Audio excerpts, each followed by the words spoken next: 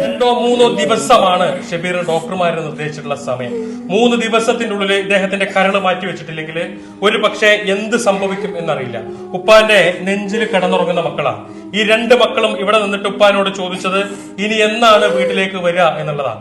ഉപ്പയില്ലാത്ത ആ വീട്ടിൽ നിന്ന് ഈ ആശുപത്രിയിലെ ഈ ബെഡിനടുത്ത് ഈ ഉപ്പാന്റെ അടുത്ത് ഈ മക്കൾ വന്ന് നിന്ന് കരയണത് ഈ ഉപ്പാന്റെ ജീവനോടെ വീട്ടിലേക്ക് കൊണ്ടുപോകാനാണ്. ഇത് കാണുന്ന എല്ലാവരും സഹായിക്കണം. നമുക്കും ഇതുപോലത്തെ മക്കളുണ്ട്. നമ്മുടെ ജീവിതവും ഇതുപോലെ ഈ മക്കളോടൊപ്പം ഇഴുകി ചേർന്ന് പോകുന്നതാണ്.